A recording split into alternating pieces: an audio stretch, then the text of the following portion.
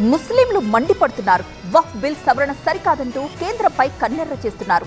గల్లీ నుంచి ఢిల్లీ దాకా గళం విప్పారు. కేంద్రం తగ్గే వరకు తాము తగ్గము అంటున్నారు. మొత్తంగా ర్యాలీలు, రాస్తారోకోలు, అరెస్టులతో వక్ఫ్ బిల్లుకు వ్యతిరేకంగా మొదలైన పోరాటం కాస్త ఉద్రిక్తతకు దారితీసింది.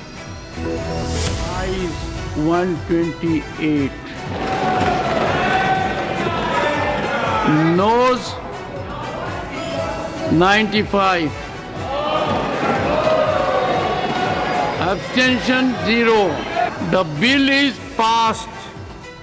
వక్ఫ్ బోర్డ్ సవరణ బిల్లుపై దేశవ్యాప్తంగా రచ్చ నడుస్తోంది. బిల్లుకు గ్రీన్ సిగ్నల్ పడిన వెంటనే దేశంలోని అనేక రాష్ట్రాల్లో పెద్ద ఎత్తున ముస్లిం సంఘాలు రోడ్డుకెక్కాయి. ఢిల్లీ, తమిళనాడు, ఉత్తరప్రదేశ్, కేరళ, బీహార్, పశ్చిమ బెంగాల్ సహా పలు రాష్ట్రాల్లో హై అలర్ట్ నడుస్తోంది. అహ్మదాబాద్ లో రోడ్లపైకి ఒక్కసారిగా దూసుకొచ్చిన ఆందోళనకారులను పోలీసులు అదుపు చేయలేక చేతులెత్తేశారు. బ్యారికేడ్లను సైతం తోసుకుంటూ వెళ్లి పోలీసులపై తిరగబడ్డారు. కేంద్రానికి వ్యతిరేకంగా నినాదాలు చేశారు. ఇటు కోల్కతాలో కూడా ముస్లిం సంఘాలు ఆందోళన తీవ్ర ఉద్రిక్తతకు దారితీశాయి. వక్ఫ్ బిల్లు పత్రాలను ఆందోళనకారులు తగలబెట్టారు. కేంద్ర ప్రభుత్వం రాజ్యాంగ విరుద్ధంగా వ్యవహరిస్తోందని, వక్ఫ్ ఆస్తులను లాక్కునేందుకు కుట్ర చేస్తుందని మండిపడ్డారు.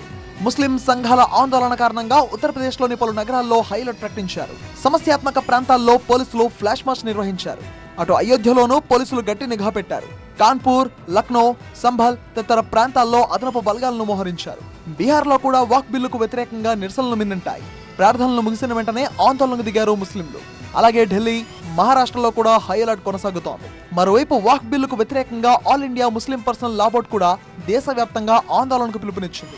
ఎంఐఎం చీఫ్ అసదుద్దీన్ ఓవైసీ వక్ఫ్ బిల్లును సుప్రీంకోర్టులో సవాలు చేశారు.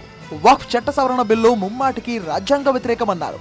వక్ఫ్ బోర్డు ఆస్తులను లాక్కునే కుట్రలో భాగంగానే బిల్లును సవరించారన్న ఆయన ముస్లింలంతా దేశవ్యాప్తంగా ఆందోళన చేపట్టాలన్నారు. అలాగే బిల్లుకు వ్యతిరేకంగా కాంగ్రెస్ ఎంపీ మహమ్మద్ జావేద్ కూడా సుప్రీంకోర్టులో పిటిషన్ దాఖలు చేశారు.